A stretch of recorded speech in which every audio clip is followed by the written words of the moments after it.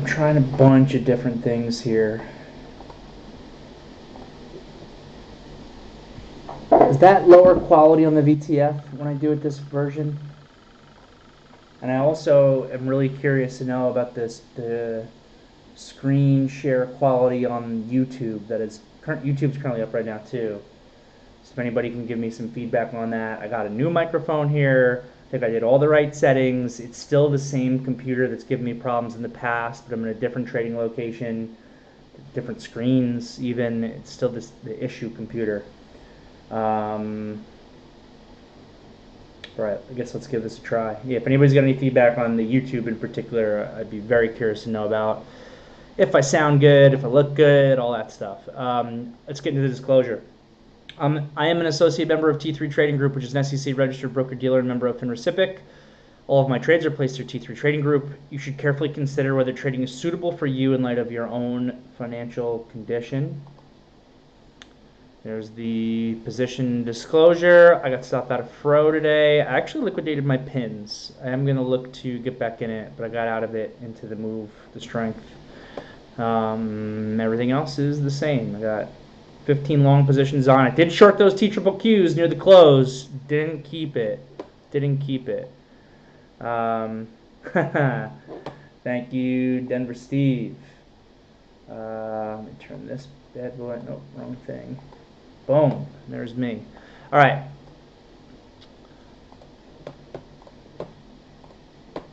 So let's go into the charts here. Thanks, champ. Let's go into the charts here. So how did we close? Big up day. SPYs here up 1.8%, 1.7%. Qs up solid 2 percentage points today. IWM 2.1%. We got great IWM participation for the bulls today. What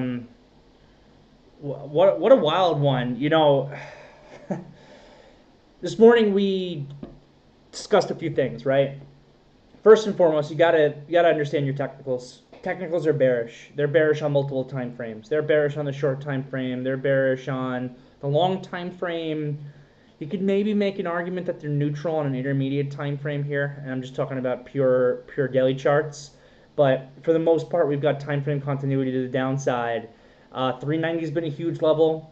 We pierced it and closed above it. That is technically a false breakout, but we barely closed above it. So I remember talking to you guys in the afternoon meeting yesterday and saying, I just don't know if that's like enough. Like if we broke through 390 and closed on highs, I would go, oh, false breakdown, hammer. We're probably going to be able to retrace back up to, you know, the ADMA, maybe to retest that $400 area, which is big resistance also, get into the equilibrium zone.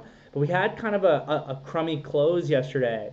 And if anything, the more time that you spend sitting at that 390, the higher the probability of an actual breakdown occurring because we become less extended. Like this morning, so going into yesterday morning, we talked about that. If 390 broke, you could get a momentum trade there, but it's hard to expect it'll follow through. And that's because the ADMA on the daily chart for the SPYs was like 399, 400. So you're basically shorting $10 of extension. And I mentioned, I think, in this morning meeting, whenever we start getting, this kind of been a trend for this year, whenever we start getting to be like $10 plus extended away from the ADMA on the daily charts, we're struggling to get follow through because that extension just becomes a little bit too much. So yesterday, that was the situation. But today, with the week close, now, you know, the ADMA was at like 397 this morning on the daily, 390. There still is some extension there. But we could have broken 390 and gotten some downside follow through. What I mentioned even yesterday morning meeting was I thought that the best thing that could happen for bears and in some way for bulls would be like 1 to 2 days of sideways action. We more or less got that yesterday, but we did not get that today. Yesterday was technically a false breakdown, even though we did close just barely above 390. It wasn't the close that you want if you're bullish, and it did lead to upside follow through. At this point, this is still nothing to get excited about. We haven't breached a single resistance level in this upside move. It was a big upside move, but the market's given huge moves every day. Liquidity is low, gamma's negative, all that market dynamic stuff that we're aware of. Today was a really nice bounce back day. We did not break a single resistance level. We couldn't even get above the 80 MA on the daily chart. We got to it. That's decent, right? So we're no longer extended to the downside for the market. So now that we're no longer extended to the downside of the market, if you think that the downtrend is going to be able to continue here, this becomes the area where you want to start looking for shorts. And really, if you're bearish, you don't want the market getting back above 400. You don't want the market, 400's level, particularly you don't want this negative Maribozu from, was that Friday last week, being negated. And that's a higher volume negative Maribozu. The high of that is 401.55. I think I said in yesterday's afternoon meeting, if we can get a close, and it's still a big if we can get a close above 401.55, I would say that the small time frame becomes neutral. You can still make the argument that the intermediate time frame, even right now, is neutral, and the big picture time frame is still bearish. But you get even less time frame continuity for the bears, then we can kind of see what happens, and if the other market dynamic information that we're looking at can come into play. And that was also mentioned this morning, right? So we spoke about how every day that goes by, we're resting at 390, and that 80 MA catches up further, there's a higher probability of downside continuation. And today had a higher probability of downside continuation than yesterday. We also recognized in the meeting this morning, and Pat's note really crushed it again. Where is Pat's note? Let me find it, pull it up here. Pat's note just really crushing a lot of the information that you need to understand for how markets work. And I don't know, if you're not paying attention to the stuff that he looks at, or our virtual trading floor, or whatever, it's almost like you're approaching this market blind. But basically, there's just, it starts by giving the bear case. We know the bear case, right? We know this Mike Wilson case. The fundamentals are going to continue to deteriorate. But then further into this, we begin to get somewhere into the other variables that we've been talking about. Positioning, sentiment, just so weak again. This chart, I think, is a really powerful telling chart with what the puts are doing right now in the market. That actually could help create a floor for this market, or if we start to go up and they need to unwind these, that could lead to a further rally as well. Somewhere in here it says, maybe it was in the top part that I already scrolled past, that retail is at like very high levels of cash, and so are funds. They're just still not positioned to the long side. So everybody's in cash, people are short, people are hedged, and sentiment is really deteriorating again. I was actually a little bit surprised to see that this short-term tactical was still in this green zone. So for me, that's a signal that you got to still be cautious on your short selling.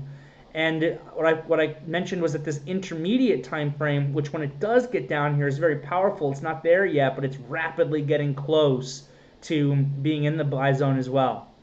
So, kind of the point here is there's a lot of things that you need to understand when you're looking at markets. You need to understand the fundamentals, absolutely. And I think that Mike Wilson makes a very strong case for further earnings deterioration. I've made the case in the past, back earlier this summer in June, July, that I think that a lot of the multiple compression from higher interest rates is kind of behind us. It could still happen further. The bigger danger I really do think is earnings deterioration, which is exactly what Wilson is really talking about. And that could certainly bring us down, create new lows on the year. So we need to understand that, those fundamentals, in conjunction with the technicals, in conjunction with the market dynamics.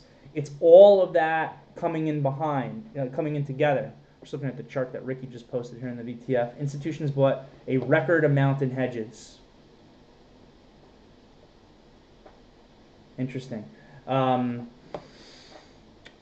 we have to look at all of that in conjunction. And I still go with technicals first and foremost. Technicals are my number one to me. And the other stuff is additional information that I really need to realize. And again, understanding that additional information has really helped us to kind of nail some major bottoms here for this market. And all I'm doing is I'm pointing out again that we hit a spot here with market dynamics where we could absolutely continue to go lower. But what I said in the morning meeting was, if there is a catalyst that brings us to the upside, you could see a violent move to the upside also. And at the end of the day here, it's one up day. It's not a huge volume day. We didn't clear any resistance levels. I'm not here to say, hey guys, this is it. The market dynamics are going to lead to a virtuous cycle of buying that's going to bring us right back up. There's no call for that here based on the technicals. But you have to understand that if we start to clear some resistance levels, it could really continue us to the upside. We haven't been able to do it. And for the moment, this is just a retracement back into equilibrium in front of a resistance level where if you are long, you're a counter trend on multiple time frames, and you got to recognize that. So right where we are right now is probably a good spot to be able to book some profit, and also look for short signals, not blindly short, because as we've seen, when the market dynamics get the way that they are again right now, and you're blindly shorting, it's a fantastic way to lose a lot of money. We don't want to blindly short, but if you get a signal to short in this area, you can feel more confident, I think, taking it. And even though those longs are counter trend, you do want to book profit into this ADMA. You do want to book profit in this 5-400. I also think that those market dynamics are also a reason to keep some. You really want to keep some in here in case we're able to break that level and we're able to continue the upside. So that's kind of the overall big picture thought process with where we are right now, and from a game planning perspective. Let's see how we gap tomorrow. As far as and I guess I should go to the small time frames though while I'm still talking about the market, because the opening here was a little bit tricky. I'll tell you why the opening was tricky. It was because of that relative strength flip. So I said in the morning meeting today that I was not expecting growth to be strong today.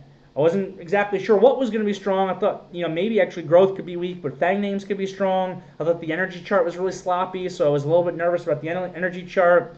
Financial chart was a little bit nervous also. But right off the open, you had some tremendous strength in some of these growth stocks that totally sold off. And you can see with the Qs. The Qs were the only index that broke the opening low. And in some ways, it seemed like they were leading us initially. And then they broke the opening low.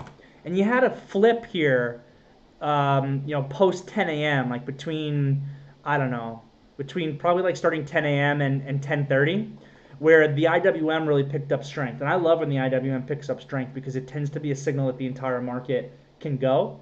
So the IWM didn't even get close to its opening low. This was just a higher low in here. And then when we broke out, we were able to continue, as opposed to the Qs, which were strong pre-market, gapped up, were strong early. Growth stocks were very strong early, totally failed. And you can see with some of these growth names early, they ripped. I'm just typing up pins. Pins got upgraded, so this was when they were looking at today. This thing absolutely ripped off the open just to break the opening low and then looked terrible. Shopify absolutely ripped once again off the open, broke the opening low. It looked terrible down here. It was, same thing. This snap move early on was tremendous. Totally failed. Broke the opening low. When you get an opening momentum move that gives 100% plus retracement of that opening move, new highs are pretty rare, actually. It's very low probability. So most of the time, this is something traders should take note of. You get a great opening momentum move, and there's 100% plus retracement of it. You really shouldn't look at this stock for longs again for the rest of the day.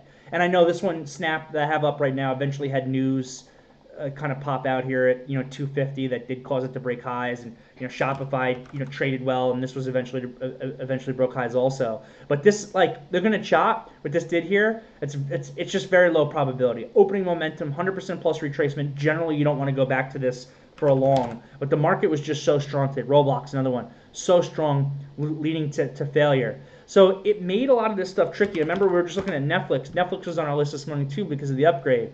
Very strong early on, opening low, broke by 3 cents here at 10.15, just for this to have this face-ripping rally, get back below 220 after that.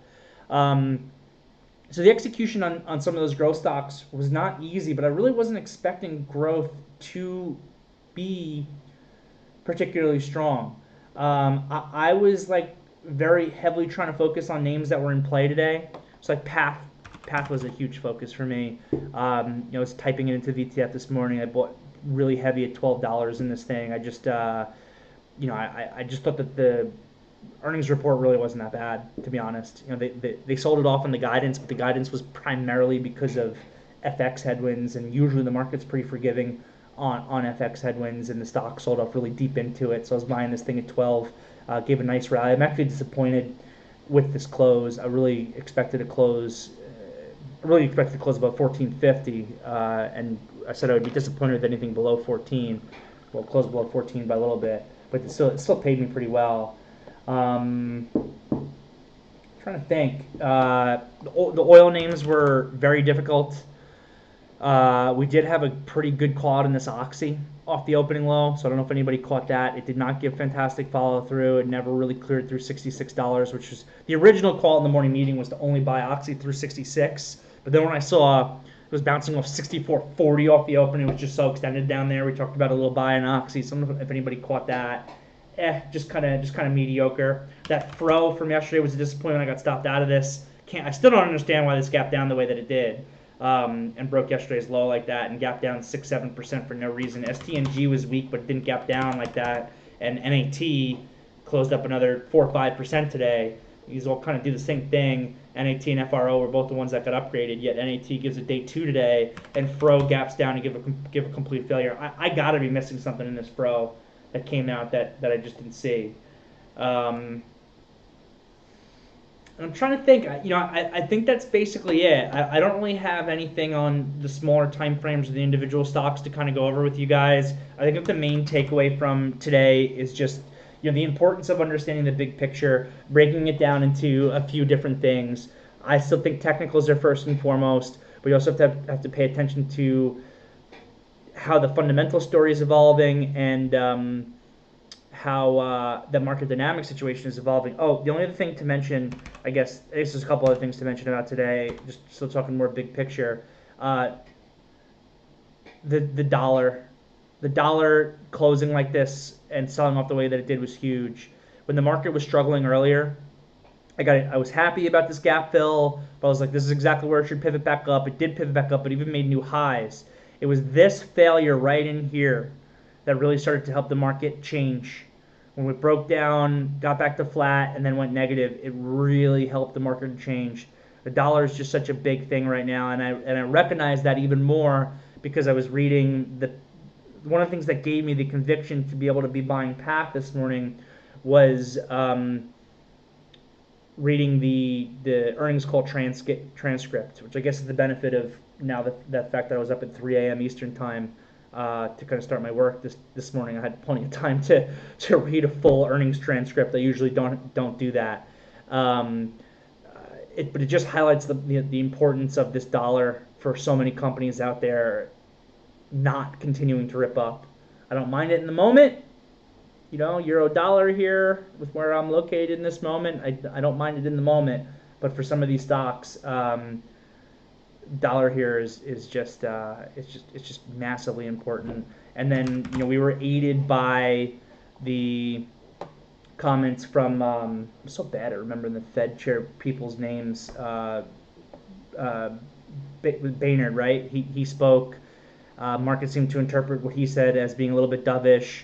Then we got the beige book that came out at 2 o'clock, so we were already rallying off of what he said. And then beige book came out at 2 o'clock. It seemed to indicate that there was a slowdown in pricing in a bunch of different districts or whatever, which could be interpreted as a good thing for inflation coming down.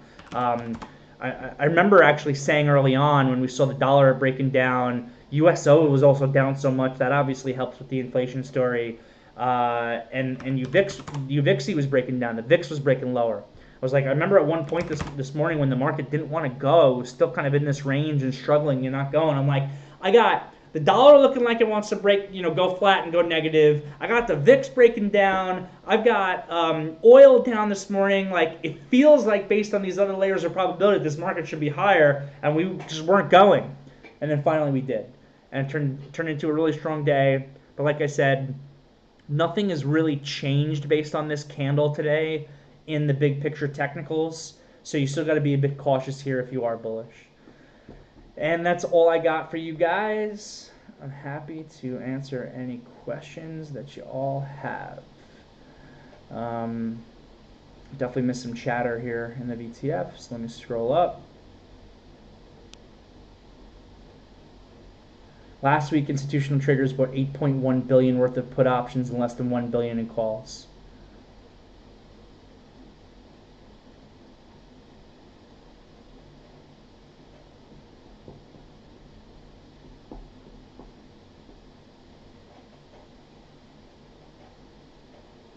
Cool. Anybody have any questions? Any questions on the YouTube possibly? Let me see if I can click over to that. Sound is good. Video is good. I'm loving it. I'm loving that you guys are saying that into the YouTube. That is awesome to hear, because I've had so many problems with this. The key is I can't be in New York. That seems to be the key. This particular computer though has been the computer that's given me problems that I have in my apartment, where I haven't been able to have good quality in both the YouTube, which the picture looks pretty good in there, in both the YouTube and the virtual trading floor at the same time. So it's awesome that it finally does that. Cool. First here from Jackie with a question. Can you talk a bit about how you add back into positions for cash flow, and do you typically do with every stock you're trading, or only when you have more conviction, layers of probability on your side? Also, how much size is best to have to be able to game plan add backs in your trading? Sure. So this is a trickier one. Doing kind of what I do with the cash flow trading with add backs is very difficult if you're working with a smaller account. Just would kind of start by saying that. You know, you need to be able to have a big enough of a core position. Sometimes what ends up happening is that you lose a little bit of stock that you don't get back. You plan on getting it back, but you don't get it back. The stock just continues in the direction that you're going, which is great because you're continuing to get paid. Because you're continuing to get paid, but you got less stock, so you're going to actually make a little bit less. But the idea is that you have so much stock to begin with that it almost, you know, doesn't matter that if you missed out on 100 shares or a couple hundred shares or whatever of your core position for continuation, for kind of working the position back and forth for kind of cash flow. And the answer to your question on when I do it, it depends on the game plan that I created for the trade before I got in. Sometimes I have a game plan where I plan on selling some stock and buying some stock back, and sometimes I have a game plan where I don't. I'm just going to liquidate a little bit of stock based on risk reward, put that money in my pocket, and then I'm going to look to continue to trail everything else, which is like kind of what I'm doing in NAT. Like, I'm not looking to buy back, and it's a cheaper one. I'm not looking to buy back like any NAT. I'm just going to let it run, and I do that with certain names. When I sell stock and buy it back also depends on the game plan. I do it usually in one of two ways. Either I do it based on technicals, or I do it purely mechanically, meaning I sell 100 shares every 25 cents, and then I rebuy that 25 cents down, and I just try to make that extra $25 if it's 100 shares, just over and over and over and over and over again, kind of throughout the day. So like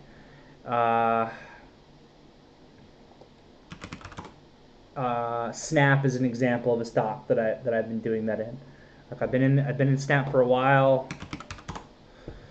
I've been in this Snap for a while, off these lows in this area, and this is one where I've got a core position with a price target of above $12, and I'm just working it back and forth as long as it's in between basically these absolute lows, $9 and change, and like $12.50.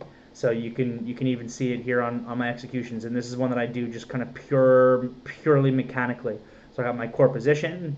And it leads to some good nuggets of buys here, right? Like, this is a good pre-market buy right here, and then mechanically selling on the way up, mechanically buying on the way down. So it's a little bit more, again, kind of just mechanical with the process there. And then if it's another name that I might do a little bit more technically, I'm measuring the extension. I'm taking the stock off into the extension. I'm looking to rebuy it when kind of that moving average catches up. So that's like when I'm shorting the Qs, I usually do that strategy as kind of an example. The whole key on the game plan is you cannot turn a winner into a loser. So you're doing this with your excess stock after you're in a win-win situation. You should never be, if you got a trade, that trade's working, you've got your risk covered on the trade, your worst case scenario is a 0. You should never be putting yourself in a situation where that could be a loser. If you ever have a trade where you get your risk covered and now your worst case scenario is 0 and you lose money in it, it means that you made a mistake. Either you made a mistake or you kept it overnight and bad news came out and had a massive gap down against you, which is really pretty rare. So most likely, it means that you made a mistake. You should never be putting yourself in that kind of situation. Um, and that's why, with Fro, I originally had a game plan to buy back stock more technically on pullbacks. Like I sold a bunch in the close. I was going to buy some technically into the pullback. Like I said earlier, the fact that this gap down so big actually probably saved me money on it. Because I would have been buying stock back in the 1250s and 1240s and 12 quarter, and then getting stopped out of more stock, and basically just giving back more profit. I would have made money in it no matter what. But because this gap down so big, I said, I think there's something wrong with this. I just can't figure out what's wrong with it. It should not be gapping down this big. So I didn't trade this at all. I just had my position on from yesterday. I put my stop out in at yesterday's low, or a penny below yesterday's low. I didn't buy back any stock. I didn't do anything with it. And when yesterday's low broke by the penny, you can see me getting stopped out of my remaining core position that I still had from yesterday. And that was that. So that actually even helped me in that case. So I hope that helps you, Jackie. That's kind of what I'm doing there. Still encourage people to just play with spreadsheets and think about, what you can do from a game planning perspective on different things and how the market, works in that area. From Jerry, what was my out when I was loading up in Path at 12? So it was after the low got put in. At 1392. So the pre-market low was, I think, 1194 in Path. I can double check that. This Path, if you guys remember when I got a little bit lucky with Snap the other day, Snap actually had bad news the night before. It was trading down, and then it had good news pre-market and ripped. If you guys remember, I had described a seller that came down and crossed the market to the fig. The same thing actually happened in Path today. The same thing happened in Path. Maybe we can even see it on the pre-market chart. So I've been looking at this Path. I read the report. I nibbled a little bit of stock, I think, at higher prices, but very small, like 12.50, maybe 12 quarter, something like that pre-market. We can look at my executions and even see. And then what's this low right here? 1192. What's this low right here? 1192. It was here. So you can see this thing, and again, it's very early pre-market. There's not a lot of volume, but it kind of stabilized. And I was watching the tape. There was a seller in the tape, but it kind of stabilized in this like 1230, 1240 area. And there was a seller there who was coming in with size at certain points and printing and then refreshing. It was just exactly like what I described to you guys with that Snap. And he was up there in this like $12, $30 area, and then literally crossed the market all the way to 12 bucks. I think I wrote into the VTF. You could probably timestamp it and look up into the VTF very early pre-market. I think I wrote into the VTF like, wow, $12 on ARCA, maybe NASDAQ. I think it was ARCA. Obviously, this is pre-market this morning. It was a while back, so it's hard to remember the exact ECN now. I think it was ARCA. Is just dumping at $12. It was the same thing. Person crossed through to 12 on the order, just took out every bid that was there, and now is sitting on the offer and getting absolutely taken so heavy on the offer, but is just absorbing stock and will not break. And you can see the uptick in volume here to 112,000 shares. 112,000 shares is not a lot, considering that when the market opened, this thing was doing 1 million shares every 5 minutes. But this thing did 112,000 shares here off that, basically all off that seller, when prior to that, it was doing 5,000 shares in a bar. So it's going from doing 5,000 shares in a bar pre-market to all of a sudden does 112,000 because that seller comes in and crosses, and buyers are coming in taking advantage of it, and I'm watching it, and I see the seller break, and I load up. So for part of that, I plan on hitting manually out on new lows. And part of it, again, just to be totally honest with you, this might not be the right thing for me to do as a trader or the right thing for you to do as a trader. So I always struggle sometimes when I'm doing these meetings on I don't always do the technically right thing for every trader who's out on the team. and I always want to be honest when I'm doing something that could be very dangerous or isn't right for you or whatever. So part of it I was going to use that low, and part of it I wasn't. Part of it I wasn't getting out. I just I just had a lot of conviction in that area where I would need to size down a little bit if it was going against me on that 1192. But I was willing to kind of watch my P&L deteriorate on this a little bit as I continue to kind of watch the price action there.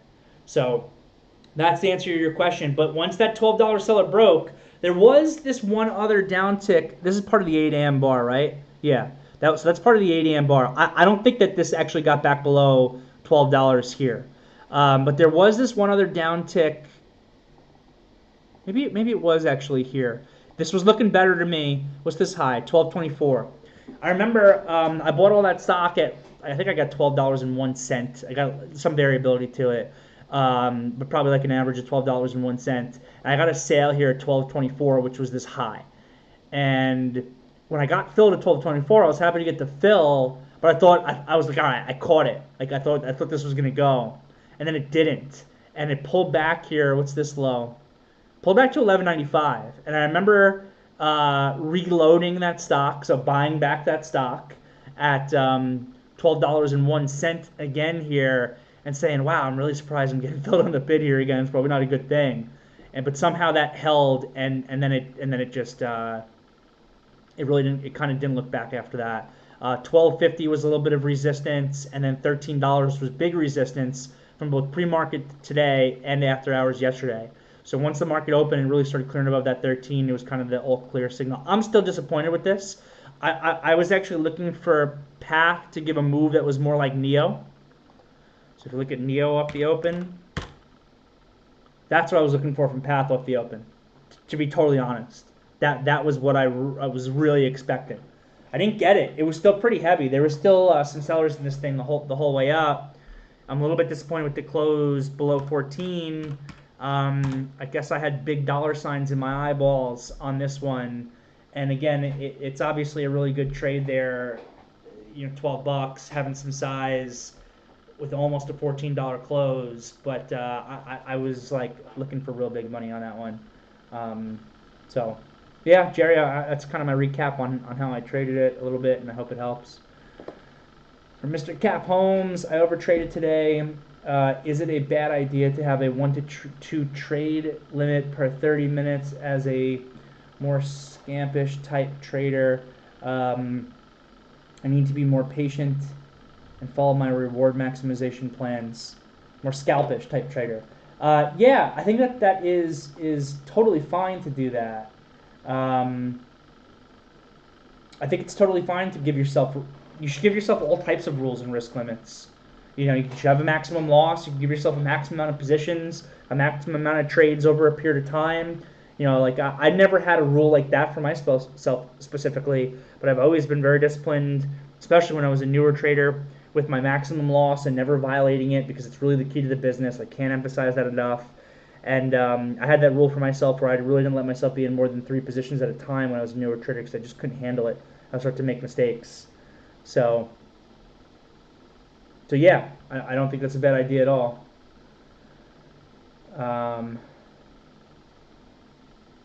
Yeah, I think you should think about implementing it.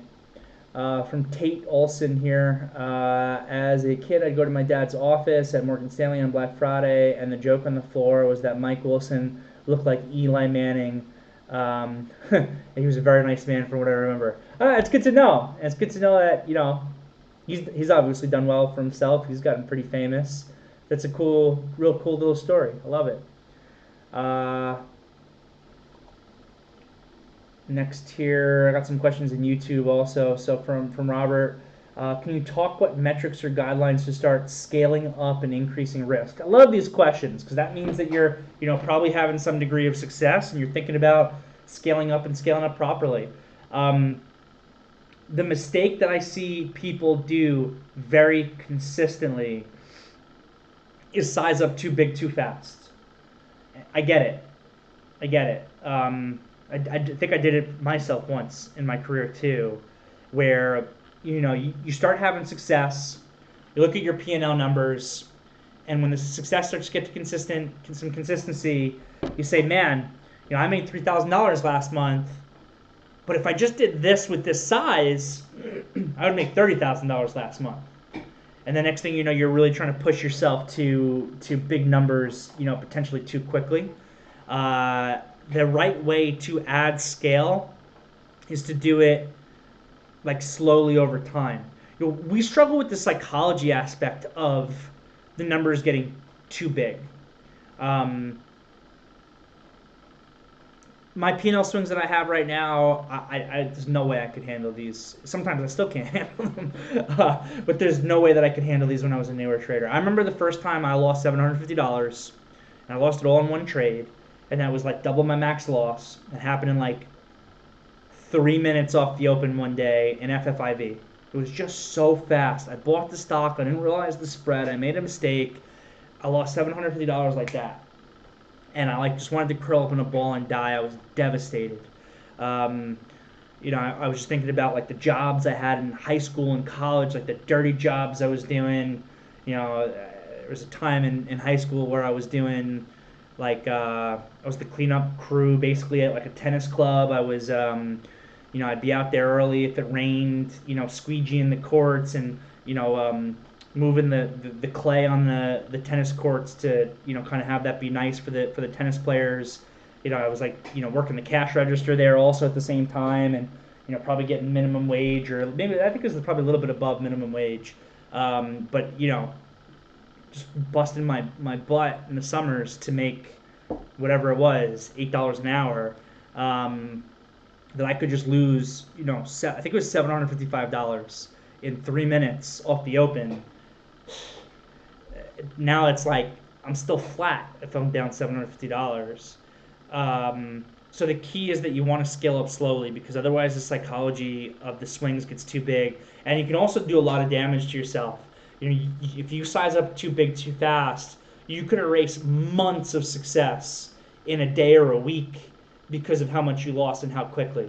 So the way I did it, I don't actually advise doing it this way. The way that I did it was I increased my share size. Every time I had a profitable week, I added 200 shares on my maximum tier. But 200 shares on your maximum tier, it doesn't, you could buy 200 shares and risk $100, or you could buy 2,000 shares and risk $100. So adding on 200 shares like how I did it wasn't necessarily the right way. It's just how I did it. What I advise people now is to slowly increase their average risk amount that they're doing. Put a percentage on it and do it based on maybe a week's worth of success. So if you had great success this week, come up with a percent. Probably somewhere, it depends a little bit on how much your account size is and how much you're risking currently, but somewhere between 5 and 20% on an average trade. So, and again, that's a wide variability. But I think that wide variability depends on, kind of how much you're risking currently on your trades and your account size. So for example, if you're risking an average of $100 per trade right now, and you have a profitable week, maybe you want to size that up to an average of $110 per trade. It's not going to be it's not going to be so much of a risk difference where you're going to really notice all of a sudden dramatic P&L swings that can get in your head psychologically. But what's going to end up happening is that if you're doing that, if you're increasing it by $10, $20 every week that you're positive, we're starting at $100. The P&L swings are going to slowly increase, but they're going to do it in a way where it feels normal to you, because an average day becomes an outlier. Like what was an outlier day now becomes an average day. You've had these P&L swings before. You're fine with it. They just start to happen a little bit more often and a little bit bigger, if that makes sense. So I hope that helps. From David Chin here, and then I'll go back to the VTF. Do you think that SPY 388 pivot is a line in the sand for active bulls to not revisit lows of the year? SPY 388. Lows on the year is still a pretty grand call. I don't like making calls that are that big. I do think that this 380 388 to 390. I think 390 is the real level. I know we traded down to 388.40 here or whatever, but that was just on the momentum break of 390 that failed. So I really think 390 is the level, and I think it's a closing basis level, really. So I think a close below 390 would be what that line in the sand is. And that line in the sand isn't necessarily going to be for me to new lows in the year. It's for the next leg, you know. And after that, there's a bunch of other support levels here. You got some support at like 380, 381. You got some bigger support here around like 370 to 372, and then after that, you've got lows at like 360, 362. So I think if that breaks, it's a signal, you know, of that the bears are still in control. Your downtrend continuation is still intact, but potentially just a move kind of to your next levels there, David. So, good question. Hope it helps. Back over to the VTF. From Kenny, I watched the video on letting winners run and updating my stop, but I was wondering, do you do this manually or I do it manually? I do it manually. Because Lightspeed isn't going to be smart enough to know all three of the rules that exist. Because it's not just the moving average catching up, right? That's just one part of it. It's the moving average catching up to a pivot point, or the pivot point being below the moving average, the ADMA, and then a new high coming in. You need all three things. So I don't think any software is going to be smart enough to do that unless you coded it and built out the key yourself. I do it manually, so pay attention to your positions. Anthony was super helpful. Makes sense when you're bigger and can trade that similar set. Yep, for sure, for sure. All right, gang. It looks like I got through the questions. Oh, no, Robert sneaking in one more. So from Robert back here on YouTube, if you have gone through a significant drawdown in your account, what strategy do you recommend moving forward? Slow and steady and try to chip away, or is another approach? 100% slow and steady and chip away. This is another really big pitfall that traders have. So this is a great question, and I'm happy to chat about it real quick. The worst thing you can do when you have incurred losses is try to make it all back. It's the worst thing you can do. The worst thing you can do is try to make it all back. Just say like, oh my God, I gotta make all the losses back. I can't, you know, this position is working for me, and my game plan says I should sell some here, but I can't sell some here because I gotta make back my losses from my other days and my other trades. That is the worst thing you can do. You are totally setting yourself up for failure.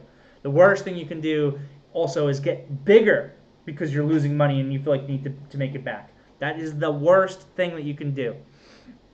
The right thing to do is the most difficult thing to do. And I can tell you from experience, I have had slumps over the course of my trading career. Anybody who's going through a trading slump, I've been there. You can work through it. You can become successful again. You just really have to approach it properly. And this is where it's so hard psychologically. What we want to do is get even bigger to make it all back. That's what you want to do. I promise it's what you want to do. What you need to do is the opposite. You're in a slump. What you're doing is not working. Why is it not working? I don't know. A lot of times it's because the market environment changed. You need to do the opposite. You need to size down. You need to massively lower your maximum loss. You need to lower the average dollar amount that you're risking per trade. And what that's going to do is when things start working again at these lower risk numbers, you're going to be barely chipping away at the losses that you were making when you were trading bigger. And it's going to almost seem inconsequential. But you have to think big picture. The recency bias that traders have from a psychological perspective is so real. It's so real. We always are thinking in a small picture. It's always about the last trade you took, the last day's worth of P&L. You know, I had this drawdown in my account, and you know, I drew down $10,000 and I just made back $1,000 over the course of a week of profitability. It feels like nothing. But if you're big picture, you got to remember that the key is consistency. So if you can get back to being consistent in a small way, you might only be like doing a very insignificant feeling chipping away at the bigger loss that you had. But once that smaller profitability is consistent again, then you add the scale back. And then you can pretty quickly make the money back. But if you don't have the consistent profitability, you got no business getting big again. That's the process how it should be. Is you're smaller, you're chipping away in a smaller way, and then the numbers get bigger again. And then as the profitability and the success is there, then you can, make a bigger dent in the previous loss that you had made. All right, team. I'm gonna wrap it up there. It is, what time is it here? 11 o'clock. I gotta go try to find a restaurant that's still open. Luckily, they got a pretty late culture out here. So have a great night, everybody. I will see you all bright and early tomorrow morning.